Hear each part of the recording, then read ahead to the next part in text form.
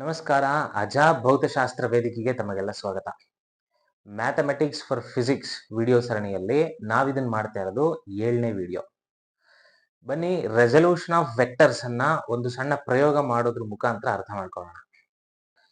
ಈಗ ನಾನು ಇಲ್ಲೊಂದು 2 ಡೈಮೆನ್ಷನಲ್ ಒಂದು ಪ್ಲೇನ್ ಅನ್ನ ತಗೊಂಡಿದ್ದೀನಿ, ಒಂದು ಶೀಟ್ ಅನ್ನ ತಗೊಂಡಿದ್ದೀವಿ. ಆ ಶೀಟ್ ಮೇಲೆ ಒಂದು ಬಾಡಿಯನ್ನ ಇಟ್ಟಿದ್ದೀನಿ. ಈ ಬಾಡಿ ಮೇಲೆ ಫೋರ್ಸ್ ಅನ್ನ ಅಪ್ಲೈ ಮಾಡೋಣ. ಫೋರ್ಸ್ ಅನ್ನ ಯಾವ ದಿಕ್ಕಲ್ಲಿ ಅಪ್ಲೈ ಮಾಡ್ತೀವೋ ಅದೇ ಡೈರೆಕ್ಷನ್ ಅಲ್ಲಿ ಈ ಬಾಡಿ ಆಕ್ಸಿಲರೇಟ್ ಆಗುತ್ತೆ. ಅದನ್ನ ನೀವು ಇಲ್ಲಿ ಅಬ್ಸರ್ವ್ ಮಾಡಬಹುದು. ಈಗ ಮೊದಲಿಗೆ ಫೋರ್ಸ್ ಅನ್ನ ಈ ದಿಕ್ಕಲ್ಲಿ ಅಪ್ಲೈ ಮಾಡ್ತೀನಿ. ಸೊ ನೋಡ್ಕೊಳ್ಳಿ, ನಾನು ಫೋರ್ಸ್ ನ ಹೀಗೆ ಕೊಟ್ಟ ತಕ್ಷಣ ಬಾಡಿ ಈ ಡೈರೆಕ್ಷನ್ ಅಲ್ಲಿ ಆಕ್ಸಿಲರೇಟ್ ಆಯ್ತು. ಬಿಕಾಸ್ ಆಫ್ ಫ್ರಿಕ್ಷನ್ ಫೋರ್ಸ್ ಇದು ಇಲ್ಲಿ ರೆಸ್ಟ್ ಬಂತು. ಎನಿವೆ, ನಾವು ಯಾವ ದಿಕ್ಕಲ್ಲಿ ಫೋರ್ಸ್ ಅಪ್ಲೈ ಮಾಡಿದ್ವಿ ಅಂದ್ರೆ ಈ ಡೈರೆಕ್ಷನ್ ಅಲ್ಲಿ. ಚಾಕ್ ಪೀಸ್ ಅಲ್ಲಿ ಕೂಡ ಅದನ್ನ ಬರಿತಾ ಇದ್ದೀನಿ. ಎನಿವೆ, ಈಗ ಅದೇ ಇನಿಷಿಯಲ್ ಪೊಸಿಷನ್ ಅಲ್ಲಿ ಬಾಡಿಯನ್ನ ಇಟ್ಟು ಬೇರೆ ದಿಕ್ಕಿನಲ್ಲಿ ಫೋರ್ಸ್ ಅನ್ನ ಅಪ್ಲೈ ಮಾಡ್ತೀನಿ. ಸೇ ಫಾರ್ ಎಕ್ಸಾಂಪಲ್, ಬಾಡಿಗೆ ಫೋರ್ಸ್ ಅನ್ನ ಈ ಡೈರೆಕ್ಷನ್ ಅಲ್ಲಿ ಅಪ್ಲೈ ಮಾಡೋಣ. ಈಗ ಬಾಡಿ ಯಾವ ಕಡೆ ಆಕ್ಸಿಲರೇಟ್ ಆಗುತ್ತೆ ಅನ್ನೋದನ್ನ ನೋಡ್ಕೊಳ್ಳಿ. ನಾವೇನಾದ್ರೂ ಈ ಡೈರೆಕ್ಷನ್ ಅಲ್ಲಿ ಫೋರ್ಸ್ ಅನ್ನ ಅಪ್ಲೈ ಮಾಡಿದ್ರೆ ಬಾಡಿ ಇದೇ ಡೈರೆಕ್ಷನ್ ಅಲ್ಲಿ ಆಕ್ಸಿಲರೇಟ್ ಆಗತ್ತೆ. ಸೊ ಒಂದು ವಿಚಾರ ಅಂತೂ ನಮಗೆ ಗೊತ್ತಿರಲೇಬೇಕು. ನೀವು ಯಾವ ದಿಕ್ಕಿನಲ್ಲಿ ಬಾಡಿಯ ಮೇಲೆ ಫೋರ್ಸ್ ಅನ್ನ ಅಪ್ಲೈ ಮಾಡ್ತೀರೋ ಬಾಡಿ ಅದೇ ಡೈರೆಕ್ಷನ್ ಅಲ್ಲಿ ಆಕ್ಸಿಲರೇಟ್ ಆಗುತ್ತೆ. ಸೊ ಫೋರ್ಸ್ ಮತ್ತೆ ಆಕ್ಸಿಲರೇಷನ್ ಡೈರೆಕ್ಷನ್ ಒಂದೇ ಆಗಿದೆ. ಈಗ ಈ ಎರಡು ಫೋರ್ಸ್ ಗಳನ್ನ ಸೈಮಲ್ಟೇನಿಯಸ್ ಆಗಿ ಒಟ್ಟಿಗೆ ಈ ಬಾಡಿ ಮೇಲೆ ಹಾಕ್ತೀನಿ. ಬಾಡಿ ಯಾವ ಕಡೆ ಆಕ್ಸಿಲರೇಟ್ ಆಗುತ್ತೆ ಅನ್ನೋದನ್ನ ಸರಿಯಾಗಿ ಅಬ್ಸರ್ವ್ ಮಾಡಿ. ಸೈಮಲ್ಟೇನಿಯಸ್ ಆಗಿ ಒಟ್ಟಿಗೆ ಎರಡು ಫೋರ್ಸ್ ಗಳನ್ನ ಅಪ್ಲೈ ಮಾಡ್ತಾ ಇದ್ದೀನಿ, ಹೀಗೆ ಹೀಗೆ ಪರ್ಪೆಂಡಿಕ್ಯುಲರ್ ಡೈರೆಕ್ಷನ್ಸ್ ನಲ್ಲಿ. ಈಗ ನೀವು ನೋಡಬಹುದು ಬಾಡಿ ಯಾವ ಕಡೆ ಆಕ್ಸಿಲರೇಟ್ ಆಯ್ತು, ಈ ಕಡೆಗೆ. ಈಗ ಬೇಸಿಕ್ ಆಗಿ ನಮಗೊಂದು ಪ್ರಶ್ನೆ ಮೂಡಬೇಕು, ಏನಂತಂದ್ರೆ ಈ ಡೈರೆಕ್ಷನ್ ಅಲ್ಲಿ ಯಾವುದೇ ತರ ಫೋರ್ಸ್ ಅನ್ನ ನಾವಂತೂ ಅಪ್ಲೈ ಮಾಡ್ಲಿಲ್ಲ, ಬಟ್ ಬಾಡಿ ಈ ಕಡೆ ಆಕ್ಸಿಲರೇಟ್ ಅಂತೂ ಆಯ್ತು. ಯಾಕೆ ಹೀಗ್ ಬಂತು ಅಂದ್ರೆ ಈ ಡೈರೆಕ್ಷನ್ ಅಲ್ಲಿ ಫೋರ್ಸ್ ಯಾಕೆ ಬಂತು ಅಂತ ಕೇಳಿದ್ರೆ, ಈ ಫೋರ್ಸ್ ಈ ಎರಡರ ರಿಸಲ್ಟೆಂಟ್ ಫೋರ್ಸ್ ಅಂತ ನಾವು ಕರಿತೀವಿ. ಅಂದ್ರೆ ನಾವಿಲ್ಲೇನು ಪರ್ಪೆಂಡಿಕ್ಯುಲರ್ ಫೋರ್ಸ್ ನ ಅಪ್ಲೈ ಮಾಡಿದ್ವಿ, ಇದೊಂದು ಫೋರ್ಸ್ ಮತ್ತೆ ಇದೊಂದು ಫೋರ್ಸ್, ಈ ಎರಡರ ರಿಸಲ್ಟೆಂಟ್ ಫೋರ್ಸ್ ನ ಇದು ಅಂತ ಕರೀಬೇಕು. ನೋಡಿ, ಈ ಎಕ್ಸ್ಪೆರಿಮೆಂಟ್ ನಮಗೆ ರೆಸಲ್ಯೂಷನ್ ಆಫ್ ವೆಕ್ಟರ್ಸ್ ಬಗ್ಗೆ ತುಂಬಾ ಚೆನ್ನಾಗಿ ಹೇಳ್ಕೊಡುತ್ತೆ. ವಿದ್ಯಾರ್ಥಿಗಳೇ, ಈಗ ತಾನೇ ಒಂದು ಎಕ್ಸ್ಪೆರಿಮೆಂಟ್ ಅನ್ನ ನೋಡ್ಕೊಂಡು ಬಂದ್ರಿ. ಈಗ ರೆಸಲ್ಯೂಷನ್ ಆಫ್ ವೆಕ್ಟರ್ಸ್ ಅಂದ್ರೆ ಏನು ಅಂತ ಕ್ಲಿಯರ್ ಆಗಿ ಅರ್ಥ ಮಾಡ್ಕೊಳ್ಳೋಣ. ನೋಡಿ, ಇಲ್ಲಿ ಯಾವುದೋ ಒಂದು ಈ ಪ್ಲೇನ್ ನಲ್ಲಿ ಒಂದು ವೆಕ್ಟರ್ ಅನ್ನ ಬರ್ಕೊಂಡಿದೀನಿ. ಈ ವೆಕ್ಟರ್ ನ ಸದ್ಯಕ್ಕೆ ಆರ್ ಅಂತ ಇಟ್ಕೊಂಡಿರೋಣ. ಈ ವೆಕ್ಟರ್ ನ ಯಾವುದೋ ಎರಡು ಪರ್ಪೆಂಡಿಕ್ಯುಲರ್ ಕಾಂಪೊನೆಂಟ್ಸ್ ನ ರಿಸಲ್ಟೆಂಟ್ ವೆಕ್ಟರ್ ಅಂತ ನಾವು ಇಮ್ಯಾಜಿನ್ ಮಾಡ್ಕೋಬಹುದು. ಇಲ್ಲೇ ರೆಸಲ್ಯೂಷನ್ ಆಫ್ ವೆಕ್ಟರ್ಸ್ ಅಂದ್ರೆ ಏನು ಅಂತ ಅರ್ಥ ಆಗೋದು. ಈಗ ಫಾರ್ ಎಕ್ಸಾಂಪಲ್, ಈ ವೆಕ್ಟರ್ ನ ಟೈಲ್ ಇದೆಯಲ್ಲ, ಅಂದ್ರೆ ಆರಿಜಿನ್ ಏನ್ ಕಾಣಿಸ್ತಾ ಇದೆ, ಈ ಆರಿಜಿನ್ ಗೆ ಎಕ್ಸ್ ಆಕ್ಸಿಸ್ ಮತ್ತೆ ವೈ ಆಕ್ಸಿಸ್ ಅನ್ನ ನಾನು ಬರ್ಕೋತೀನಿ. ಈ ಆರಿಜಿನ್ ಇಂದ ನೋಡಿ, ಇದೊಂದು ಎಕ್ಸ್ ಆಕ್ಸಿಸ್ ಅಂತ ಕಾಣಿಸ್ತಾ ಇದೆ. ಅದೇ ತರ ಇಲ್ಲಿ ವೈ ಆಕ್ಸಿಸ್ ಅನ್ನ ನಾನು ಬರ್ಕೊಂಡಿದ್ದೀನಿ. ಓಕೆ, ಸೊ ಈ ಎಕ್ಸ್ ಮತ್ತೆ ವೈ ಅನ್ನುವಂಥದ್ದು ಇವೆರಡು ಪರ್ಪೆಂಡಿಕ್ಯುಲರ್ ಕಾಂಪೊನೆಂಟ್ಸ್ ಆಗಿದೆ. ಈ ವೆಕ್ಟರ್ ಆರ್ ಗೆ ಅಥವಾ ಅದರ ಆರ್ ನ ಹೆಡ್ ಇಂದ ಎಕ್ಸ್ ಆಕ್ಸಿಸ್ ಗೆ ಒಂದು ಪರ್ಪೆಂಡಿಕ್ಯುಲರ್ ಅನ್ನ ಡ್ರಾ ಮಾಡೋಣ. ಇದನ್ನ ನಾವು ಪ್ರೊಜೆಕ್ಷನ್ ಅಂತಾನು ಕರಿತೀವಿ. ಅದೇ ತರ ವೆಕ್ಟರ್ ಆರ್ ನ ಹೆಡ್ ಇಂದ ವೈ ಆಕ್ಸಿಸ್ ಗೆ ಒಂದು ಪರ್ಪೆಂಡಿಕ್ಯುಲರ್ ನ ಡ್ರಾ ಮಾಡ್ತೀನಿ. ಸೊ ಈ ಪರ್ಪೆಂಡಿಕ್ಯುಲರ್ ನ ಪ್ರೊಜೆಕ್ಷನ್ ಆನ್ ವೈ ಆಕ್ಸಿಸ್ ಅಂತ ಕರಿಬೇಕು. ನಮಗೆ ಈ ಪ್ರೊಜೆಕ್ಷನ್ ಸಿಕ್ಕಿದೆಯಲ್ಲ ಎಕ್ಸ್ ಆಕ್ಸಿಸ್ ಮತ್ತೆ ವೈ ಆಕ್ಸಿಸ್ ಅಲ್ಲಿ ಎರಡು ವೆಕ್ಟರ್ಸ್ ಗಳನ್ನ ನಾನು ಇಮ್ಯಾಜಿನ್ ಮಾಡ್ಕೋಬಹುದು. ಈ ರೀತಿ ಎರಡು ವೆಕ್ಟರ್ಸ್ ನ ಇಮ್ಯಾಜಿನ್ ಮಾಡ್ಕೋಬಹುದು. ಇಲ್ಲೇನ್ ಕಾಣಿಸ್ತಾ ಇದೆ, this is nothing but projection of this vector along X axis. Therefore ಇದನ್ನ ಆರ್ ಎಕ್ಸ್ ಅಂತಾನೋ, ಅದೇ ತರ ಇಲ್ಲಿ ಕಾಣಿಸ್ತಿರುವಂತದ್ದನ್ನ projection of the same vector along Y axis in a plane. ಈ ಆರ್ ಎಕ್ಸ್ ಮತ್ತೆ ಆರ್ ವೈ ಅನ್ನುವಂಥದ್ದು ಮ್ಯೂಚುವಲಿ ಪರ್ಪೆಂಡಿಕ್ಯುಲರ್ ಕಾಂಪೊನೆಂಟ್ಸ್ ಆಗಿದೆ. ಈಗ ನಾವು ಆಗ್ಲೇ ನೋಡಿದ ಪ್ರಯೋಗದ ದೃಷ್ಟಿನಲ್ಲಿ ಇದನ್ನು ನೋಡೋದಾದ್ರೆ, ಈ ವೆಕ್ಟರ್ ಆರ್ ಬಂದಿರುವಂತದ್ದು ವೆಕ್ಟರ್ ಸಮ್ ಆಫ್ ಈ ಎರಡು ಕಾಂಪೊನೆಂಟ್ಸ್ ಇಂದಾಗಿ ಆ ತರ ನಾವು ಬರ್ಕೋಬಹುದು. ಅಂದ್ರೆ ವೆಕ್ಟರ್ ಇಲ್ಲಿದ್ರೂ ಸಹ ಈ ವೆಕ್ಟರ್ ಬರ್ಲಿಕ್ಕೆ ಕಾರಣ ಇದೆಯಲ್ಲ, ಆ ಎರಡು ಕಾರಣವಾದಂತ ವೆಕ್ಟರ್ಸ್ ಗಳೇ ಈ ಆರ್ ಎಕ್ಸ್ ಮತ್ತೆ ಈ ಆರ್ ವೈ. ಅಂದ್ರೆ ಇವೆರಡನ್ನು ವೆಕ್ಟರ್ ಅಡಿಷನ್ ಮಾಡಿದ್ರೆ ನಮ್ಗೆ ಈ ರಿಸಲ್ಟೆಂಟ್ ವೆಕ್ಟರ್ ಅನ್ನೋ ರೀತಿನಲ್ಲಿ ಈ ವೆಕ್ಟರ್ ಆರ್ ಸಿಗತ್ತೆ. ಓಕೆ, ಸೊ ದಿಸ್ ಕಾನ್ಸೆಪ್ಟ್ ಇದೆಯಲ್ಲ, splitting of one vector into it's components, is called as resolution of vectors, ಬೇರೆ ಏನೂ ಅಲ್ಲ. ಇಲ್ಲಿ ನಾವು ರೆಸಲ್ಯೂಷನ್ ಆಫ್ ವೆಕ್ಟರ್ಸ್ ಮಾಡುವಾಗ ಪರ್ಪೆಂಡಿಕ್ಯುಲರ್ ಕಾಂಪೊನೆಂಟ್ಸ್ ಅಥವಾ ಆರ್ಥೋಗೋನಲ್ ಕಾಂಪೊನೆಂಟ್ಸ್ ನೇ ತಗೊಂಡಿದೀವಿ. ಓಕೆ, ಸೊ ನಾವು ಎನಿವೇ ಈಗ ಈ ರೆಸಲ್ಯೂಷನ್ ಆಫ್ ವೆಕ್ಟರ್ಸ್ ಬಗ್ಗೆ ಒಂದಷ್ಟು ಡೀಟೇಲ್ಸ್ ಅನ್ನ ನಾನು ಹೇಳ್ತೀನಿ. ಈ ರಿಸಲ್ಟೆಂಟ್ ವೆಕ್ಟರ್ ಅಂದ್ರೆ ಏನಿದೆ, ಈ resultant vector suppose X Axis ಜೊತೆಗೆ ಒಂದಷ್ಟು ಆಂಗಲ್ ನ ಮಾಡ್ಕೊಂಡಿದೆ ಅಂತ ಇಟ್ಕೊಳ್ಳಿ. ಈ ಆಂಗಲ್ ಅನ್ನ ಥೀಟಾ ಅಂತ ಕರೆಯುವ. ಸೊ ಈಗ ನೋಡಿ, ಇಲ್ಲೊಂದು ರೈಟ್ ಆಂಗಲ್ ಟ್ರಯಾಂಗಲ್ ಸಿಗ್ತಾ ಇದೆ. ಈ ರೈಟ್ ಆಂಗಲ್ ಟ್ರಯಾಂಗಲ್ಗೆ ನಾವೇನಾದ್ರೂ ಸೈನ್ ಥೀಟಾ ಅನ್ನ ಅಪ್ಲೈ ಮಾಡಿದ್ರೆ ಅಪೋಸಿಟ್ ಬೈ ಹೈಪೋಟೆನಸ್ ಸಿಗಬೇಕು. Opposite is nothing but this side which is equal to R Y. Therefore sin theta is ry divided by hypotenuse. Hypotenuse ಅಂತಂದ್ರೆ ಈ ರಿಸಲ್ಟೆಂಟ್ ವೆಕ್ಟರ್, ಇದನ್ನ r ಅಂತ ಬರ್ಕೋತೀನಿ, ಅದರ ಮ್ಯಾಗ್ನಿಟ್ಯೂಡ್ ಅನ್ನ r ಅಂತ ಬರ್ಕೊಂಡಿದ್ದೀನಿ.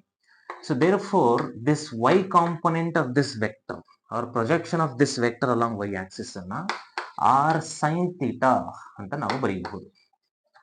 ಸೊ ನೋಡಿ, r ನ ಈ ಕಡೆ ತಗೋತೀನಿ, r sin theta is equal to ry ಆಗುತ್ತೆ. Similarly there is an equation for this rx. ನಾವು ಕಾಸ್ ಥೀಟಾವನ್ನ ಸೇಮ್ ರೈಟ್ ಆಂಗಲ್ ಟ್ರಯಾಂಗಲ್ ಗೆ ಡಿಫೈನ್ ಮಾಡ್ಕೊಂಡ್ರೆ cos theta is equal to adjacent by hypotenuse. Adjacent is nothing but rx. So rx divided by r, rx is equal to r cos theta ಅಂತ ನಾವು ಬರೀಬಹುದು. ಅಂದ್ರೆ ಯಾವುದೋ ಒಂದು vector X Axis ನ ಜೊತೆಗೆ horizontal Axis ನ ಜೊತೆಗೆ ಥೀಟಾ ಅಷ್ಟು ಆಂಗಲ್ ನ ಮಾಡ್ಕೊಂಡಿದ್ರೆ ಈ ವೆಕ್ಟರ್ ನ ಎಕ್ಸ್ ಮತ್ತೆ ವೈ ಕಾಂಪೊನೆಂಟ್ಸ್ ಗಳನ್ನ ಹೀಗೆ ಬರೀಬಹುದು. ry is equal to r sin theta, rx is equal to r cos theta ಅಂತ ಬರ್ಕೋಬಹುದು. ಈಗ ನಾನು ಆಲ್ರೆಡಿ ಹೇಳಿದಾಗೆ ಈ ರಿಸಲ್ಟೆಂಟ್ ವೆಕ್ಟರ್ ಇವೆರಡರ ವೆಕ್ಟರ್ ಸಮ್ ಆಗಿದೆ ಅಂತ ಹೇಳಿದೆ. So therefore you can also write the vector r can be expressed as rx into I cap plus ry into j cap. ಹೀಗೂ ಕೂಡ ಬರೀಬಹುದು. ಇಟ್ ಇಸ್ ರೆಪ್ರೆಸೆಂಟಿಂಗ್ ಈ ವೆಕ್ಟರ್ r ಎಕ್ಸ್ ಆಕ್ಸಿಸ್ ನಲ್ಲಿ ಅದರ effect ಎಷ್ಟಿದೆ ಅಂತಂದ್ರೆ ಇಷ್ಟಿದೆ. ಎಕ್ಸ್ ಆಕ್ಸಿಸ್ ಅಂತಂದ್ರೆ ಐ ಕ್ಯಾಪ್ ಅನ್ನ ರೆಪ್ರೆಸೆಂಟ್ ಮಾಡ್ತಾ ಇದ್ದೀನಿ ಇಲ್ಲಿ. I cap is nothing but unit vector along the X Axis.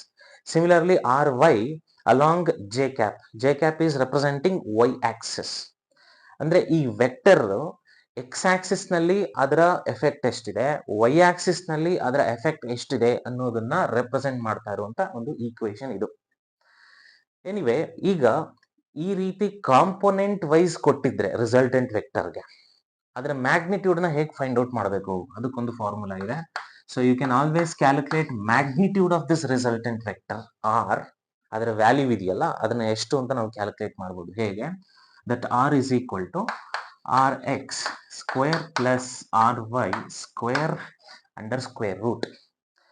ನಾನಿಲ್ಲಿ ಸಿಂಪಲ್ ವೆಕ್ಟರ್ ಅಡಿಷನ್ ಮಾಡ್ತಾ ಇದ್ದೀನಿ ಅಷ್ಟೇ, to find out the magnitude of this vector using these two components. Vector addition of ಮಾಡುವಾಗ, ಎರಡು ವೆಕ್ಟರ್ಸ್ ನ ವೆಕ್ಟರ್ ಅಡಿಷನ್ ಮಾಡುವಾಗ ಯಾವ formula use ಮಾಡ್ತೀವಿ ನಾವು ಯೂಶುವಲಿ?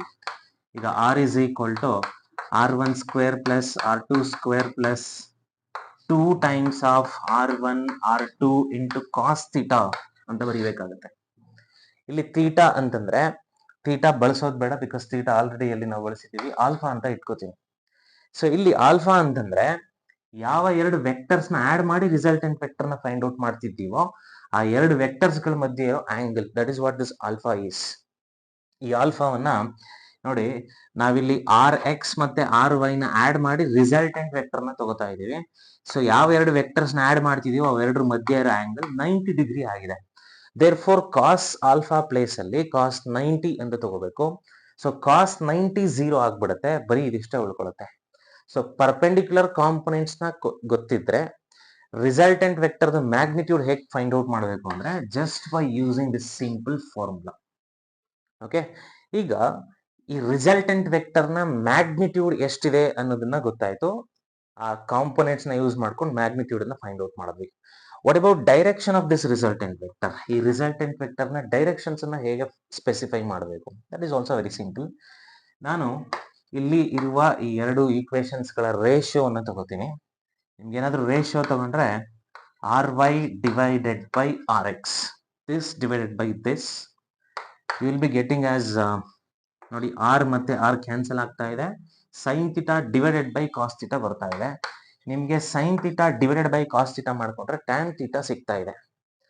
ನೋಡಿ, angle between the resultant vector and this X axis theta, ಅದಕ್ಕೊಂದು equation ಸಿಗ್ತಾ ಇದೆ. You can also write this as theta is equal to tan inverse of this, tan inverse of ry divided by rx. ಈ theta ನಿಮಗೆ direction of resultant vector ನ ಕೊಡ್ತಾ ಇದೆ. ನೋಡಿದ್ರಲ್ಲ, this is ಈ ಸಿಂಪಲ್ ಆದಂತಹ ವಿಚಾರವನ್ನ ನಾವು ರೆಸಲ್ಯೂಷನ್ ಆಫ್ ವೆಕ್ಟರ್ಸ್ ಅಂತ ಕರಿತೀವಿ. ಈ ರೆಸಲ್ಯೂಷನ್ ಆಫ್ ವೆಕ್ಟರ್ಸ್ ಅನ್ನ ಫಿಸಿಕ್ಸ್ ನಲ್ಲಿ ತುಂಬಾ ಕಡೆ ಅಪ್ಲೈ ಮಾಡ್ತೀವಿ. ಇದಿಲ್ಲ ಅಂತಂದ್ರೆ ಫಿಸಿಕ್ಸ್ ಪ್ರಾಬ್ಲಮ್ಸ್ ಗಳನ್ನ ಸಾಲ್ವ್ ಮಾಡೋದು ಎಷ್ಟು ಡಿಫಿಕಲ್ಟ್ ಅಂತ ತೋರಿಸ್ಕೊಡ್ತೀನಿ ಬನ್ನಿ. ಓಕೆ, ರೆಸಲ್ಯೂಷನ್ ಆಫ್ ವೆಕ್ಟರ್ಸ್ ನಲ್ಲಿ ಅದನ್ನ ಹೇಗೆ ಅಪ್ಲೈ ಮಾಡಬೇಕು ಅನ್ನೋದಕ್ಕೆ ಪ್ರೊಜೆಕ್ಟೈಲ್ ಮೋಷನ್ ಅನ್ನ ಇವಾಗ ಸದ್ಯಕ್ಕೆ ಅರ್ಥ ಮಾಡ್ಕೊಳ್ಳೋಣ. ಎಕ್ಸ್ ಆಕ್ಸಿಸ್ ಮತ್ತೆ ವೈ ಆಕ್ಸಿಸ್ ಅನ್ನ ಬರ್ಕೊಂಡಿದೀನಿ. ಸದ್ಯಕ್ಕೆ ಎಕ್ಸ್ ಆಕ್ಸಿಸ್ ಅನ್ನ ಗ್ರೌಂಡ್ ಅಂತ ಇಟ್ಕೊಳ್ಳೋಣ, ಅಥವಾ ಅರ್ತ್ ಸರ್ಫೇಸ್. ಈ ವೈ ಆಕ್ಸಿಸ್ ಅನ್ನ ಗ್ರೌಂಡ್ ಇಂದ ಅಥವಾ ಅರ್ತ್ ಸರ್ಫೇಸ್ ಇಂದ ಹೈಟ್ ಅಂತ ನಾನು ಮೆಜರ್ ಮಾಡ್ಕೊಳ್ತೀನಿ. ಈ ಆರಿಜಿನ್ ಅಲ್ಲಿ ನಿಂತ್ಕೊಂಡು ಯಾವ್ದಾದ್ರೂ ಒಂದು ಬಾಡಿಯನ್ನ ಹೀಗೆ ಥ್ರೋ ಮಾಡಿದ್ರೆ ಒಂದಷ್ಟು ಇನಿಷಿಯಲ್ ವೆಲಾಸಿಟಿಯನ್ನ ಕೊಟ್ಟು ನಾವು ಥ್ರೋ ಮಾಡ್ಬೇಕಾಗತ್ತೆ. This is the direction of initial velocity. Okay, ಈ ರೀತಿ ಎಸೆದಂತಹ ಬಾಡಿಯನ್ನೇ ನಾವು ಪ್ರೊಜೆಕ್ಟೈಲ್ ಅಂತ ಕರಿತೀವಿ. The meaning of projectile is very simple. If only gravity is acting on the body while it is moving, that is called as projectile. Okay, anyway, so ಈಗ ನೋಡಿ, ಈ ರೀತಿ throw ಮಾಡಿದಂತಹ ಬಾಡಿಗೆ ಇಲ್ಲೊಂದು ಇನಿಷಿಯಲ್ ವೆಲಾಸಿಟಿಯನ್ನ ಕೊಟ್ಟಿದ್ದೀವಿ. ಇದೇನಾಗುತ್ತೆ ಅಂತಂದ್ರೆ ಇದೇ ಡೈರೆಕ್ಷನ್ ಅಲ್ಲಿ ಕಂಟಿನ್ಯೂ ಆಗ್ಲಿಕ್ಕೆ ಆಗೋದಿಲ್ಲ, ಬದಲಾಗಿ ಇದೊಂದು ಈ ಪ್ಯಾರಾಬೋಲಾ ಶೇಪ್ಡ್ ಪಾತ್ ಅನ್ನ ಫಾಲೋ ಮಾಡುತ್ತೆ ಬಾಡಿ. ಅಂದ್ರೆ ಹಿಂಗೋಗಿ ವಾಪಸ್ ಹಿಂಗೆ ಭೂಮಿಗೆ ಬಂದ್ಬಿಡುತ್ತೆ. ಇದೆಲ್ಲ ನಾವು ಕಾಮನ್ ಆಗಿ ಅಬ್ಸರ್ವ್ ಮಾಡಿರ್ತೀವಿ. ಈ ಇನಿಷಿಯಲ್ ವೆಲಾಸಿಟಿ ಎಕ್ಸ್ ಆಕ್ಸಿಸ್ ನಲ್ಲೂ ಇಲ್ಲ, ವೈ ಆಕ್ಸಿಸ್ ನಲ್ಲೂ ಇಲ್ಲ, ಬದಲಾಗಿ ಈ ಪ್ಲೇನ್ ನಲ್ಲಿ ಕೊಟ್ಟಿದ್ದೀನಿ. ನೋಡಿ, ಈ ವೆಲಾಸಿಟಿಗೆ ಇಲ್ಲಿ ಎರಡು ಕಾಂಪೊನೆಂಟ್ಸ್ ಗಳು ಸಿಕ್ಬಿಡತ್ತೆ. ಯಾವ್ದಾದ್ರು ಎರಡು ಕಾಂಪೊನೆಂಟ್ಸ್ ಅಂತಂದ್ರೆ, ಈ ವೆಲಾಸಿಟಿಯ ಹೆಡ್ ಇಂದ ಎಕ್ಸ್ ಆಕ್ಸಿಸ್ಗೆ ಒಂದು ಪ್ರೊಜೆಕ್ಷನ್ ಅನ್ನ ಡ್ರಾ ಮಾಡಿಕೊಂಡು ಅಲ್ಲಿಂದ ವೈ ಆಕ್ಸಿಸ್ಗೂ ಪ್ರೊಜೆಕ್ಷನ್ ಅನ್ನ ಡ್ರಾ ಮಾಡಿಕೊಂಡ್ರೆ ಈ ಯು ಎಕ್ಸ್ ಮತ್ತೆ ಯು ವೈ ಅನ್ನುವಂತ ಎರಡು ಕಾಂಪೊನೆಂಟ್ಸ್ ಗಳು ನಮಗೆ ಸಿಕ್ಬಿಡತ್ತೆ. If suppose this velocity is making an angle theta with the ground at a horizontal axis, then ux is called as u cos theta. ನಾನು ಮೊದಲೇ ಡಿಸ್ಕಸ್ ಮಾಡಿದಾಗ uy ಅನ್ನ u sin theta ಅಂತಾನು ನಾವು ಬರ್ಕೊಂಡ್ಬಿಡ್ಬೋದು. ನೋಡಿ, ನಾವು ಕೊಟ್ಟ ಇನಿಷಿಯಲ್ ವೆಲಾಸಿಟಿಗೆ ಆ ಇನಿಷಿಯಲ್ ವೆಲಾಸಿಟಿಯನ್ನ ಎರಡು ಕಾಂಪೊನೆಂಟ್ ಆಗಿ ನಾವಿಲ್ಲಿ ಸ್ಪ್ಲಿಟ್ ಮಾಡಿದೀವಿ, ಯು ಕಾಸ್ ಥೀಟಾ ಮತ್ತೆ ಯು ಸೈನ್ ಥೀಟಾ. ಇದರಿಂದ ಪ್ರಾಬ್ಲಮ್ ತುಂಬಾ ಸಿಂಪಲ್ ಆಗ್ಬಿಡತ್ತೆ. ಈಗ ನಾನು ಡಿಸ್ಪ್ಲೇಸ್ಮೆಂಟ್ ಬಗ್ಗೆ ಮಾತಾಡೋಣ. ಸಪೋಸ್ ಬಾಡಿ ಇಲ್ಲಿಂದ ನೀವು ಥ್ರೋ ಮಾಡಿದ್ದೀರಿ, ಹೀಗೆ ಹೋಗುವಾಗ ಬಾಡಿ ಸದ್ಯಕ್ಕೆ ಇಲ್ಲಿದೆ ಅಂತ ಇಟ್ಕೊಳ್ಳಿ. ಅಂದ್ರೆ ಈ ದಾರಿನಲ್ಲಿ ಸದ್ಯಕ್ಕೆ ಬಾಡಿ ಇಲ್ಲಿದೆ. ಸೊ ಇನಿಷಿಯಲ್ ಪೊಸಿಷನ್ ಇಂದ ಈ ಪೊಸಿಷನ್ಗೆ, ಕರೆಂಟ್ ಪೊಸಿಷನ್ಗೆ ನೀವೇನಾದ್ರೂ ಒಂದು ಸ್ಟ್ರೈಟ್ ಲೈನ್ ನ ಡ್ರಾ ಮಾಡಿದ್ರೆ ಇದನ್ನ ಡಿಸ್ಪ್ಲೇಸ್ಮೆಂಟ್ ಅಂತ ಕರೀಬಹುದು. ಈ ಡಿಸ್ಪ್ಲೇಸ್ಮೆಂಟ್ ಅನ್ನು ಹೇಗೆ ಲೆಕ್ಕ ಹಾಕೋದು? ಬಹಳ ಸುಲಭ. ಈ ಡಿಸ್ಪ್ಲೇಸ್ಮೆಂಟ್ ಅನ್ನು ಕೂಡ ಎರಡು ಕಾಂಪೊನೆಂಟ್ ಆಗಿ ನಾವು ಸ್ಪ್ಲಿಟ್ ಮಾಡಬಹುದು. ಬಿಕಾಸ್ ನೋಡಿ, ಈ ಡಿಸ್ಪ್ಲೇಸ್ಮೆಂಟ್ ವೆಕ್ಟರ್ ಈಗ ಈ ಪ್ಲೇನ್ ನಲ್ಲಿ ಇದೆ, ಇದರ ಎಕ್ಸ್ ಕಾಂಪೊನೆಂಟ್ ಮತ್ತೆ ವೈ ಕಾಂಪೊನೆಂಟ್ ಅಂತ ನಾನು ಸ್ಪ್ಲಿಟ್ ಮಾಡ್ಕೊಂಡ್ರೆ displacement along X axis, displacement along Y axis ನಮಗೆ ಸಿಕ್ಕಿಬಿಡುತ್ತೆ. ಸೊ ಈ ರೀತಿ ಮಾಡೋದ್ರಿಂದ ಈ ಪ್ರೊಜೆಕ್ಟೈಲು ಎಕ್ಸ್ ಆಕ್ಸಿಸ್ ಅಲ್ಲಿ ಎಷ್ಟು ದೂರ ಟ್ರಾವೆಲ್ ಆಯ್ತು, ವೈ ಆಕ್ಸಿಸ್ ಅಲ್ಲಿ ಎಷ್ಟು ದೂರ ಟ್ರಾವೆಲ್ ಆಗಿದೆ, ಅದು 2 ಡೈಮೆನ್ಷನ್ ಅಲ್ಲಿ ಮೂವ್ ಆಗುವಾಗ ಅನ್ನೋ ಮಾಹಿತಿ ಸಿಕ್ಕಿದ್ರೆ ಅದರ ಒಟ್ಟು ಡಿಸ್ಪ್ಲೇಸ್ಮೆಂಟ್ ಎಷ್ಟಾಗಿದೆ ಅನ್ನೋದನ್ನ ಸುಲಭವಾಗಿ ಫೈಂಡ್ ಔಟ್ ಮಾಡಬಹುದು. ಈಗ ಡಿಸ್ಪ್ಲೇಸ್ಮೆಂಟ್ ಅನ್ನ ಡಿ ಅಂತ ಇಟ್ಕೊಳ್ಳಿ. ಈ ಡಿಸ್ಪ್ಲೇಸ್ಮೆಂಟ್ ವೆಕ್ಟರ್ ಆಲ್ಫಾ ಅಷ್ಟು ಆಂಗಲ್ ಅನ್ನ ಮಾಡ್ಕೊಂಡಿದೆ ಅಂತ ಅನ್ಕೊಂಡ್ರೆ ಅಲಾಂಗ್ ಎಕ್ಸ್ ಆಕ್ಸಿಸ್ ಎಷ್ಟು ಡಿಸ್ಪ್ಲೇಸ್ಮೆಂಟ್ ಆಗಿದೆ, that is nothing but D cos alpha.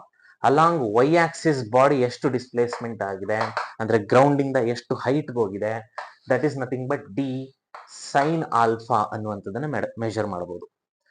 Okay, so ಹಾಗಾದ್ರೆ ಟೋಟಲ್ ಡಿಸ್ಪ್ಲೇಸ್ಮೆಂಟ್ ಅನ್ನ ಹೇಗೆ ಫೈಂಡ್ ಔಟ್ ಮಾಡೋದು? Total displacement is nothing but X square plus Y square under square root ಮಾಡ್ಕೊಂಡ್ರೆ ನಮ್ಗೆ ಟೋಟಲ್ ಡಿಸ್ಪ್ಲೇಸ್ಮೆಂಟ್ ಸಿಕ್ಬಿಡತ್ತೆ. ಅದೇ ತರ ಈಗ ನೋಡಿ, ಪ್ರೊಜೆಕ್ಟೈಲ್ ಇಲ್ಲಿ ಮೂವ್ ಆಗುವಾಗ ಕರ್ವ್ಡ್ ಪಾತ್ ಅನ್ನ ಇಲ್ಲಿ ಫಾಲೋ ಮಾಡ್ತಾ ಇದೆ. ಕರ್ವ್ಡ್ ಪಾತ್ ಅನ್ನ ಫಾಲೋ ಮಾಡ್ತಾ ಇದೆ ಅಂತಂದ್ರೆ ವೆಲಾಸಿಟಿಯ ಡೈರೆಕ್ಷನ್ ಈ ಪ್ರೊಜೆಕ್ಟೈಲ್ಗೆ ಒಂದು ಪಾಯಿಂಟ್ ಇಂದ ಇನ್ನೊಂದು ಪಾಯಿಂಟ್ಗೆ ಬದಲಾಗ್ತಾ ಇರುತ್ತೆ. ಈಗ ನೋಡಿ, ನಾವು ಇಲ್ಲಿ ಕೊಟ್ಟು ಕಳಿಸಿದಂತಹ ವೆಲಾಸಿಟಿ ಈ ಡೈರೆಕ್ಷನ್ ಅಲ್ಲಿ ಇದೆ. ಅದೇ ಬಾಡಿ ಇಲ್ಲಿಗೆ ಬಂದ ಮೇಲೆ ವೆಲಾಸಿಟಿ ಅದೇ ಡೈರೆಕ್ಷನ್ ಅಲ್ಲಿ ಇರೋದಿಲ್ಲ, ಅಲಾಂಗ್ ದ ಟ್ಯಾಂಜೆಂಟ್ ಇರುತ್ತೆ. ಈಗ ಟ್ಯಾಂಜೆಂಟ್ ಯಾವ ದಿಕ್ಕಲ್ಲಿ ಡ್ರಾ ಮಾಡಿದೀರೋ ಈ ಡೈರೆಕ್ಷನ್ ಅದಕ್ಕೆ ವೆಲಾಸಿಟಿ ಇರುತ್ತೆ. ಈ ಪಾಯಿಂಟ್ ಇಂದ ನಾನು ಎಕ್ಸ್ ಆಕ್ಸಿಸ್ ಮತ್ತೆ ವೈ ಆಕ್ಸಿಸ್ ನ ಇಮ್ಯಾಜಿನ್ ಮಾಡ್ಕೊಂಡ್ರೆ ಈ ವೆಲಾಸಿಟಿ ಎಷ್ಟು ಅನ್ನೋದನ್ನ ನಾವು ಸುಲಭವಾಗಿ ಫೈಂಡ್ ಔಟ್ ಮಾಡಬಹುದು ಯೂಸಿಂಗ್ ಈಕ್ವೇಶನ್ ಆಫ್ ಮೋಷನ್. ಈಗ ನೋಡಿ, ಫಾರ್ ಎಕ್ಸಾಂಪಲ್, ಈಗ ನಾನು ಇಲ್ಲಿ ಎಷ್ಟು ವೆಲಾಸಿಟಿಯನ್ನ ಕೊಟ್ಟು ಕಳಿಸಿದ್ನೋ ಅಷ್ಟೇ ವೆಲಾಸಿಟಿ ಇಲ್ಲಿ ಇರೋದಿಲ್ಲ, ಬಿಕಾಸ್ ಅದರ ಮೇಲೆ ಗ್ರಾವಿಟಿ ಆಕ್ಟ್ ಆಗ್ತಿರೋದ್ರಿಂದ ಗ್ರಾವಿಟಿ ಡೌನ್ವರ್ಡ್ ಇರುತ್ತೆ. ಈಗ ಫಾರ್ ಎಕ್ಸಾಂಪಲ್ ಈ ಆಂಗಲ್ ಬಗ್ಗೆ ನಿಮಗೆ ಗೊತ್ತಿದ್ರೆ ಈ ವೆಲಾಸಿಟಿಯನ್ನ sum velocity V, okay, instantaneous velocity V ಅಂತ ಇಟ್ಕೊಳ್ಳಿ. ಇದಕ್ಕೆ X component V cos alpha, say for example ಇದನ್ನು ಆಲ್ಫಾ ಅಂತ ಇಟ್ಕೊಳ್ಳಿ. ಅದೇ ತರ ಇದನ್ನೇನಂತ ಬರೀಬಹುದು, ವಿ ಸೈನ್ ಆಲ್ಫಾ ಅಂತ ತಿಳ್ಕೋಬಹುದು. This v sin alpha is nothing but velocity along y axis and this v cos alpha is nothing but velocity along x axis. ನೀವು ಈ ವಿ ವೈ ಅನ್ನ ಮತ್ತೆ ವಿ ಎಕ್ಸ್ ಅನ್ನ using equation of motion, ಕೈನಮ್ಯಾಟಿಕ್ equations ಎಷ್ಟಿದೆ ಅಂತ find out ಮಾಡ್ಬಿಡ್ಬೋದು. Find out ಮಾಡಿದ್ರೆ ಇವೆರಡು components ಗಳು ಸಿಕ್ಬಿಟ್ರೆ ಈ ವೆಲಾಸಿಟಿಯ ವ್ಯಾಲ್ಯೂ ಎಷ್ಟು ಅನ್ನೋದು ಬಹಳ ಸುಲಭವಾಗಿ ನಾವು ಕಂಡುಹಿಡ್ಕೊಂಡ್ಬಿಡ್ಬೋದು. So without using resolution of vectors ಈ 2 ಡೈಮೆನ್ಷನಲ್ ಮೋಷನ್ ಅನ್ನ ನಾವು ಸ್ಟಡಿ ಮಾಡ್ಲಿಕ್ಕೆ ತುಂಬಾ ಕಷ್ಟ ಆಗತ್ತೆ. It is almost very difficult. ಇದು ಒಂದು ಎಕ್ಸಾಂಪಲ್ ಆಯ್ತು. ನಾವು let us understand resolution of vectors. If suppose 2 or more number of forces are acting on a body and how to calculate the resultant force. ಅಂದ್ರೆ ಒಂದೇ body ಮೇಲೆ ಹೆಚ್ಚು force ಗಳು act ಆದಾಗ ರಿಸಲ್ಟೆಂಟ್ ಫೋರ್ಸ್ ನ calculate ಮಾಡೋಕ್ಕೂ resolution of vectors help ಆಗುತ್ತೆ. ಈಗ ಇಲ್ಲೊಂದು ಸಿಂಪಲ್ ಪೆಂಡುಲಮ್ ತಗೊಳ್ಳಿ, ಇದೊಂದು ರಿಜಿಡ್ ಸಪೋರ್ಟ್ ಇದೆ, ಅಲ್ಲಿಂದ ಒಂದು ಥ್ರೆಡ್ ಬಂದಿದೆ, ಇಲ್ಲಿ ಬಾಬ್ ಆಫ್ ದ ಪೆಂಡುಲಮ್ ಇದೆ. ಇದನ್ನ ಮೀನ್ ಪೊಸಿಷನ್ ಅಂತ ಕರಿತೀವಿ. ಈ ಮೀನ್ ಪೊಸಿಷನ್ ಅಲ್ಲಿ ಬಾಬ್ ಮೇಲೆ ಎರಡು ಫೋರ್ಸ್ ಗಳಿರುತ್ತೆ. ಒಂದು ಗ್ರಾವಿಟಿಯನ್ನ ಎಂ ಇಂಟು ಜಿ ಅಂತ ಬರೀಬಹುದು, where M is mass of the bob and G is acceleration due to gravity. ಈಗ ಹಾಗಾದ್ರೆ ಯಾಕೆ ಈ ಬಾಬ್ ಕೆಳಗಡೆ ಹೋಗ್ತಾ ಇಲ್ಲ ಅಂತಂದ್ರೆ ಈ ಥ್ರೆಡ್ ಅದನ್ನ ಕೆಳಗಡೆ ಹೋಗದಂಗೆ ಹಿಡ್ಕೊಂಡಿದೆ. ಅಂದ್ರೆ ಈ ಎಂ ಜಿಗೆ ಅಪೋಸಿಟ್ ಆಗಿ ಥ್ರೆಡ್ ಅಲ್ಲಿ ಟೆನ್ಷನ್ ಅನ್ನುವಂತ ಒಂದು ಫೋರ್ಸ್ ಇದೆ. Tension is cancelling the effect of M G. Tension must be exactly equal and opposite to this M G. ಈ ಕೇಸಲ್ಲಿ ಸಪೋಸ್ ಇದೇ ಪೆಂಡುಲಮ್ ನ ಒಂದಷ್ಟು ಆಂಗಲ್ ಮಾಡಿದೆ ಅಂತ ತಿಳ್ಕೊಳ್ಳಿ. ಅಂದ್ರೆ ಥ್ರೆಡ್ ಆಫ್ ದಿ ಪೆಂಡುಲಮ್ ಮೊದಲು ಇಲ್ಲಿತ್ತು, ಬಟ್ ನಾವು ಬಾಬ್ ಆಫ್ ದ ಪೆಂಡುಲಮ್ ಈ ಕಡೆ ತಗೊಂಡು ಹೋಗಿದ್ದೀವಿ.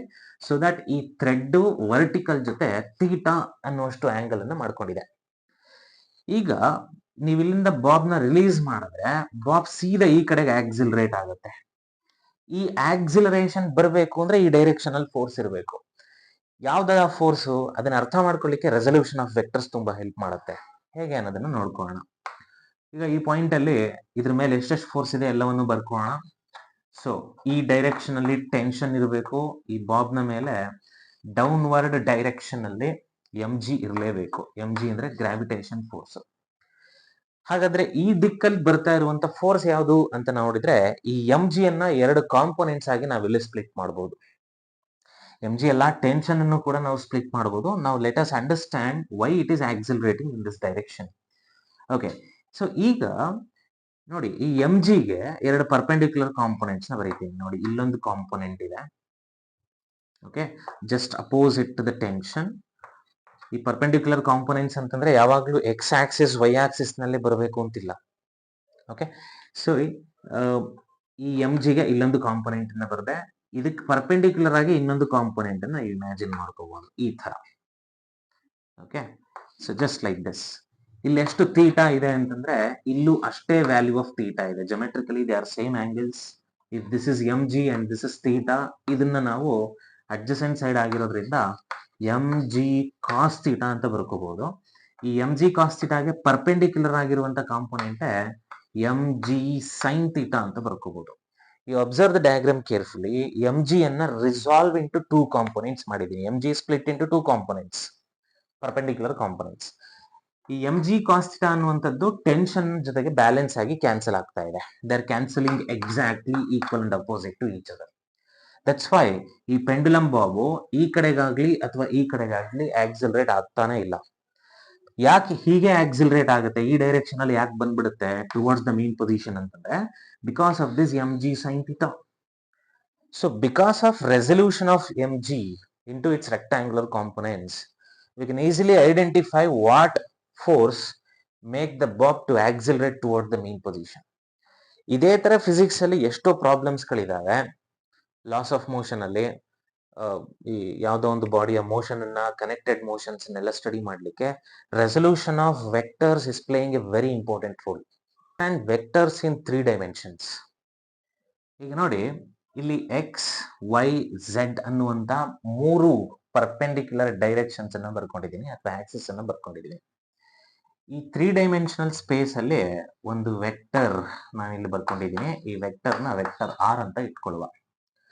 ನೋಡಿ, ಈ ವೆಕ್ಟರ್ ಆರ್ ಗೆ ಈಗ 3 ಕಾಂಪೊನೆಂಟ್ಸ್ ಇದೆ. ಯಾವ್ದು ಕಾಂಪೊನೆಂಟ್ಸ್? ಈ ವೆಕ್ಟರ್ ಇಂದ ಇಲ್ಲಿಗೆ ಒಂದು ಪರ್ಪೆಂಡಿಕ್ಯುಲರ್ ನ ಡ್ರಾ ಮಾಡಿದ್ದೀನಿ. This is nothing but Z X plane. ಆ ಪಾಯಿಂಟ್ ಇಂದ ಝೆಡ್ ಆಕ್ಸಿಸ್ಗೆ, ಎಕ್ಸ್ ಆಕ್ಸಿಸ್ಗೆ ಪರ್ಪೆಂಡಿಕ್ಯುಲರ್ ಡ್ರಾ ಮಾಡ್ಕೊಂಡಿದ್ದೀನಿ. ಆಗ ನನಗೆ 2 ಕಾಂಪೊನೆಂಟ್ ಸಿಕ್ಬಿಡತ್ತೆ. ನೋಡಿ, ಆರಿಜಿನ್ ಇಂದ ಈ ಪರ್ಪೆಂಡಿಕ್ಯುಲರ್ ಇಂಟರ್ಸೆಕ್ಟ್ ಆಗಿದೆಯಲ್ಲ ಆ ಜಾಗಕ್ಕೆ ಹೋದ್ರೆ, ಅಂದ್ರೆ ಈ ಕಾಂಪೊನೆಂಟ್ ಅನ್ನ ಆರ್ ಎಕ್ಸ್ ಅಂತಾನು, ಇಲ್ಲಿಂದ ಈ ಇಂಟರ್ಸೆಕ್ಷನ್ ವರೆಗೆ ಆರ್ ಝೆಡ್ ಅಂತಾನು, ಅದೇ ತರ ಈ ವೆಕ್ಟರ್ದು ಹೆಡ್ ಇಂದ ಡೈರೆಕ್ಟ್ ಆಗಿ ವೈ ಆಕ್ಸಿಸ್ಗೆ ನಾನು ಪರ್ಪೆಂಡಿಕ್ಯುಲರ್ ನ ಡ್ರಾ ಮಾಡಿದ್ರೆ ಇಲ್ಲೊಂದು ಕಾಂಪೊನೆಂಟ್ ಸಿಗ್ತಾ ಇದೆ. ಇದನ್ನ ಆರ್ ವೈ ಅಂತಾನು ಬರ್ಕೋಬಹುದು. ನೋಡಿ, ಈಗ ವೆಕ್ಟರ್ಗೆ 3 ಕಾಂಪೊನೆಂಟ್ ಸಿಕ್ಕಿದೆ, R X, R Y, R Z. So therefore you can write this vector in 3D as rx into I cap, ry into j cap plus rz into k cap ಅಂತ ನಾವು ಬರ್ಕೋಬಹುದು. ಈ vector 3 components ಇದೆ. ಹಾಗಾದ್ರೆ ಇದ್ರ magnitude ಅನ್ನ same as before ನಾವು ಮೊದಲು ಹೇಗೆ ಕ್ಯಾಲ್ಕುಲೇಟ್ ಮಾಡ್ತಿದ್ವೋ ಹಾಗೆ ಮಾಡ್ಕೋಬೇಕು. ಅಂದ್ರೆ 3 ಕಾಂಪೊನೆಂಟ್ ನ ಸ್ಕ್ವೇರ್ ಮಾಡಿ ಆಡ್ ಮಾಡಬೇಕು ಅಂಡರ್ ಸ್ಕ್ವೇರ್ ರೂಟ್ ನ ಒಳಗಡೆ. So therefore rx square plus ry square plus rz square ಅಂತ ನಾವು ಬರ್ಕೋಬಹುದು. ಈಗ ನಾವು ಇನ್ ಡೀಟೇಲ್ ಆಗಿ ಆಂಗಲ್ಸ್ ಬಗ್ಗೆ ಮಾತಾಡೋದಾದ್ರೆ, ನೋಡಿ, ವೆಕ್ಟರ್ ಆರ್ ಎಕ್ಸ್ ಆಕ್ಸಿಸ್ ಜೊತೆಲಿ ಎಷ್ಟೋ ಒಂದಷ್ಟು ಆಂಗಲ್ ಮಾಡ್ಕೊಂಡಿದೆ, ಆಲ್ಫಾ ಅಂತ ಇಟ್ಕೊಳ್ಳೋಣ.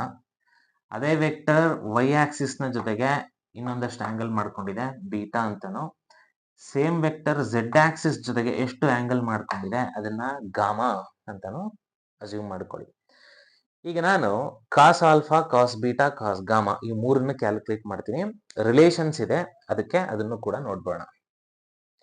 So from the diagram, if this is alpha, ನೋಡಿ ಇದು ಆರ್ ಮತ್ತೆ ಇದು ಆರ್ ಎಕ್ಸ್ ಅಂತ ಇದೆ. So therefore you can write this cos alpha is equal to adjacent by hypotenuse, adjacent by hypotenuse. So therefore rx divided by r ಅಂತ ಬರ್ಕೋಬಹುದು. This is magnitude of resultant vector and this is x component of that vector. Magnitude of resultant vector ನ ನಾನು already ಇಲ್ಲಿ ಬರ್ದಿದ್ದೀನಿ ಎಷ್ಟು ಬಂದಿದೆ ಅಂತ. Anyway, what is cos beta then? This is beta. Beta is the angle between resultant vector and its y component ಅಥವಾ y axis. So cos beta ಬಂದ್ಬಿಟ್ಟು adjacent by hypotenuse ಆಗುತ್ತೆ. So adjacent is ry divided by hypotenuse. Similarly cos gamma also, where gamma is this angle. ಇದನ್ನ 3D ನಲ್ಲಿ ನೀವು imagine ಮಾಡ್ಕೋಬೇಕು. So rz divided by r ಅಂತ ಬರೀತೀವಿ. So ಈ ಕಾಸ್ alpha, cos beta, cos gamma ಈ 3 direction cosines ಅಂತಾನೆ ಕರಿತೀವಿ 3 dimensional vector ಅಲ್ಲಿ. ಸೊ ಇದನ್ನ ಸಿಂಪಲ್ ಆಗಿ ಎಲ್ ಎಂ ಎನ್ ಅಂತ ನೀವು ರೆಪ್ರೆಸೆಂಟ್ ಮಾಡ್ಕೋಬಹುದು.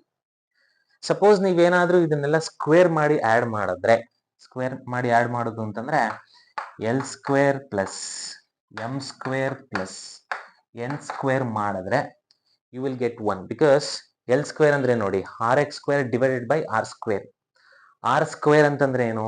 ಇದರ ಸ್ಕ್ವೇರ್ ಅಂದ್ರೆ ಸ್ಕ್ವೇರ್ ರೂಟ್ ಕ್ಯಾನ್ಸಲ್ ಆಗಿ ಏನು ಉಳ್ಕೊಳ್ಳುತ್ತೋ ಅದು. ಸಿಮಿಲರ್ಲಿ ಎಂ ಸ್ಕ್ವೇರ್ ಅಂದ್ರೆ square of this.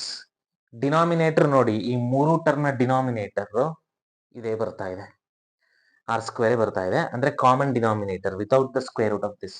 So final answer ನಿಮ್ಗೆ L square M square N square ಮಾಡಿದ್ರೆ you will get it is equal to 1. Okay, so this is how we can express or we will resolve a vector in 3-dimensional space also. 3 component ಆಗಿ resolve ಮಾಡಬಹುದು. ಆ 3 component relations ಅನ್ನು ನಾನು ಇಲ್ಲಿ ಹೇಳಿದ್ದೇನೆ.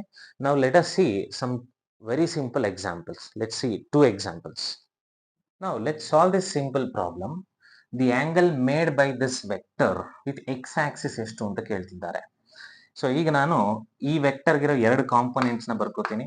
So A X ಅಂದ್ರೆ X component, ಇಲ್ಲಿ ಏನು ಕೊಟ್ಟಿಲ್ಲ ಅಂದ್ರೆ 1 ಅಂತ ಬರ್ಕೋಬೇಕು, ಯಾಕೆಂದ್ರೆ ಐ ಕ್ಯಾಪ್ ಅಂತ ಇದೆ, ಐ ಕ್ಯಾಪ್ ನ ಕೋಎಫಿಷಿಯಂಟ್ 1. ಸಿಮಿಲರ್ಲಿ ಎ ವೈ ಎಷ್ಟು ಅಂತ ಕೇಳಿದ್ರೆ ದಟ್ ಈಸ್ ಆಲ್ಸೋ 1. ಹಾಗಾದ್ರೆ ಈ ವೆಕ್ಟರ್ ನ ಮ್ಯಾಗ್ನಿಟ್ಯೂಡ್ ಎಷ್ಟು ಅಂತ ಕೇಳಿದ್ರೆ A X square plus A Y square under square root. So therefore magnitude of this vector is going to be 1 square plus 1 square, which is nothing but 2. So root 2 ಅಂತ ಬರುತ್ತೆ. Square root of 2 is the magnitude of this vector. ಈಗ ಇದು X Axis ಜೊತೆಗೆ ಎಷ್ಟು angle ನ ಮಾಡ್ಕೊಂಡಿದೆ ಅಂತ ನಾವು ಕೇಳೋದಾದ್ರೆ ಕಾಸ್ ಆಲ್ಫಾವನ್ನ ಯೂಸ್ ಮಾಡ್ತೀನಿ. Cos alpha is nothing but alpha is nothing but angle made by this vector along the x-axis. Therefore, cos alpha can be written as ಏನಂತ ಬರೆಯುವುದು? Cos alpha is ax divided by magnitude of a. Is it not? ಈ ಫಾರ್ಮುಲಾವನ್ನ ನಾವೀಗ already ನೋಡಿದ್ವಿ resolution of vectors ಅಲ್ಲಿ. So therefore, ax value already ಗೊತ್ತಿದೆ, that is nothing but 1. Magnitude of a value already ಗೊತ್ತಿದೆ, that is nothing but root 2. Therefore, cos alpha is nothing but 1 divided by square root of 2 ಅಂತ ಆಗುತ್ತೆ. So 1 by root 2 ಬರುವಂತದ್ದು ಯಾವಾಗ? cos alpha ಗೆ ಎಷ್ಟು value ಇರಬೇಕು? So which means it is very clear, alpha is 45 degree. Okay, ಈ ರೀತಿ resolution use ಮಾಡಿಕೊಂಡು, ಈ ತರ ರೆಸಲ್ಯೂಷನ್ ಆಫ್ ವೆಕ್ಟರ್ಸ್ ನ ಯೂಸ್ ಮಾಡಿಕೊಂಡು we can also find out angle made by the vector with X axis, Y axis ಎಲ್ಲವನ್ನು find out ಮಾಡಬಹುದು. Y axis ಕೇಳಿದ್ರೆ ಇಲ್ಲಿ ಕಾಸ್ ಆಲ್ಫಾ ಬದಲು ಸೈನ್ ಆಲ್ಫಾ ಬರುತ್ತೆ, A Y divided by magnitude of A ಬರುತ್ತೆ. ಈ problem ಅಲ್ಲಿ even angle made by this vector with Y axis is also comes out to be 45 degree. Understand one more problem on resolution of vectors. X component and y component of velocity are vx and vy. vx ನ 10 units ಅಂತಾನು vy ನ 20 units ಅಂತಾನು ಕೊಟ್ಟಿದ್ದೀನಿ. ಇವಾಗ resultant velocity ಎಷ್ಟು ಅಂತ ನೋಡ್ಕೊಂಬೋಣ, because ಇಲ್ಲಿ components ಕೊಟ್ಟಿರೋದ್ರಿಂದ. So resultant velocity ಎರಡು ಕಾಂಪೊನೆಂಟ್ ನ ಸ್ಕ್ವೇರ್ ಮಾಡಿ ಸ್ಕ್ವೇರ್ ರೂಟ್ ಒಳಗಡೆ ಆಡ್ ಮಾಡಬೇಕು. ಸೊ ಹಾಗಾದ್ರೆ 10 ಸ್ಕ್ವೇರ್ ಅಂಡ್ vy ಸ್ಕ್ವೇರ್ ನ 20 ಸ್ಕ್ವೇರ್ ಅಂತ ಹಾಕೋಬಹುದು. So this is nothing but 100 and this is nothing but 400. So it will be 500 under square root. 500 ಅನ್ನ 5 into 100 ಅಂಡರ್ ಸ್ಕ್ವೇರ್ ರೂಟ್ ಅಂತಾನು ಬರ್ಕೋಬಹುದು. ಸೊ ನೆಕ್ಸ್ಟ್ ಇದನ್ನ ಸ್ಕ್ವೇರ್ ರೂಟ್ ಆಫ್ 100 ಅನ್ನ 10 ಅಂತಾನೋ ಮತ್ತೆ root of 5 ಅನ್ನ ಹಾಗೆ ಬರ್ಕೋಬಹುದು. This is the resultant velocity. ಇದನ್ನ ಸ್ವಲ್ಪ ಪಿಕ್ಚರೈಸ್ ಮಾಡ್ಕೊಳ್ಳೋಣ.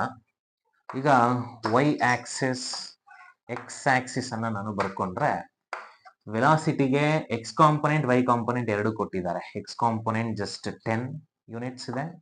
ಸೊ ಮೇ ಬಿ ಇಲ್ಲಿಂದ ಇಲ್ಲಿವರೆಗೆ 10 ಯೂನಿಟ್ಸ್ ಅಂತ ಬರ್ಕೋತೀನಿ. ವೈ ಕಾಂಪೊನೆಂಟ್ ನ 20 ಯೂನಿಟ್ಸ್ ಕೊಟ್ಟಿದ್ದಾರೆ. 20 ಯೂನಿಟ್ಸ್ ಅಂತಂದ್ರೆ ಮೊದಲು ಎಕ್ಸ್ ಕಾಂಪೊನೆಂಟ್ ಎಷ್ಟು ಬರ್ಕೊಂಡ್ವೋ ಅದ್ರ ಡಬಲ್ ಲೆಂತ್ ಅನ್ನ ಬರ್ಕೊಂಡಿದ್ದೀನಿ. ಇವೆರಡರದ್ದು ರಿಸಲ್ಟೆಂಟ್ ವೆಕ್ಟರ್ ನ ಹೀಗೆ ಬರ್ಕೊಂಡಿದ್ದೀನಿ. Okay, so that resultant vector is nothing but 10 into square root of 5. This is Vx 10 units and this is Vy 20 units, which is equal to 20 units. ಈ ರೀತಿ ಅನ್ಕೋಬಹುದು. Now, how to find out angle between this resultant vector with x-axis? ಈ resultant vector x-axis ಜೊತೆ ಎಷ್ಟು angle ನ ಮಾಡ್ಕೊಂಡಿದೆ ಅನ್ನೋದನ್ನ ಹೇಗೆ find out ಮಾಡೋದು? ಈ ಟ್ರಯಾಂಗಲ್ ನೋಡಿದ್ರೆ ಡೈರೆಕ್ಟ್ ಆಗಿ ಟ್ಯಾನ್ ಥೀಟಾನೇ ಬರ್ಕೊಂಡ್ಬಿಡ್ಬೋದು. Tan theta is equal to, tan theta ಏನಿದೆ ನೋಡ್ರಿ, ಅಪೋಸಿಟ್ ಬೈ ಅಡ್ಜಸೆಂಟ್. ಈ ರೈಟ್ ಆಂಗಲ್ ಟ್ರಯಾಂಗಲ್ಗೆ opposite is nothing but 20 divided by adjacent. Adjacent is nothing but 10. So therefore tan theta is equal to, ನಿಮಗೆ simplify ಮಾಡಿದ್ರೆ 2 ಬರುತ್ತೆ. ಈ angle value ಬೇಕು ಅಂತಂದ್ರೆ ಟ್ಯಾನ್ ಇನ್ವರ್ಸ್ ಆಫ್ 2 ಅಂತ ಬರುತ್ತೆ. So this is also a method of picturizing. ಇದನ್ನ ನೋಡಿ, ಕಾಂಪೊನೆಂಟ್ಸ್ ಕೊಟ್ರೆ ಪರ್ಪೆಂಡಿಕ್ಯುಲರ್ ಕಾಂಪೊನೆಂಟ್ಸ್ ಅಥವಾ ಆರ್ಥೋಗೋನಲ್ ಕಾರ್ಟಿಷಿಯನ್ ಕಾಂಪೊನೆಂಟ್ಸ್ ನ ಕೊಟ್ರೆ ಅದನ್ನ ಈ ತರ ಪಿಕ್ಚರೈಸ್ ಮಾಡಿಕೊಂಡು ಹೀಗೆ ಆಂಗಲ್ ಅನ್ನ ಸುಲಭವಾಗಿ ಫೈಂಡ್ ಔಟ್ ಮಾಡಬಹುದು. ನೆಕ್ಸ್ಟ್ ವಿಡಿಯೋದಲ್ಲಿ ನಾವೇನ್ ಮಾಡ್ತೀವಿ ಅಂತಂದ್ರೆ ಇದೇ ವೆಕ್ಟರ್ಸ್ ನಲ್ಲಿ ಮಲ್ಟಿಪ್ಲಿಕೇಶನ್ ಹೇಗೆ ಮಾಡೋದು, ವೆಕ್ಟರ್ ಮಲ್ಟಿಪ್ಲಿಕೇಶನ್ ಮಾಡೋದು ಹೇಗೆ, ಕ್ರಾಸ್ ಪ್ರಾಡಕ್ಟ್, ಡಾಟ್ ಪ್ರಾಡಕ್ಟ್ ಅಂತ 2 ಪ್ರಾಡಕ್ಟ್ಸ್‌ಗಳು ಬರುತ್ತೆ. ಇದ್ರ ಬಗ್ಗೆ ಡಿಸ್ಕಸ್ ಮಾಡೋಣ.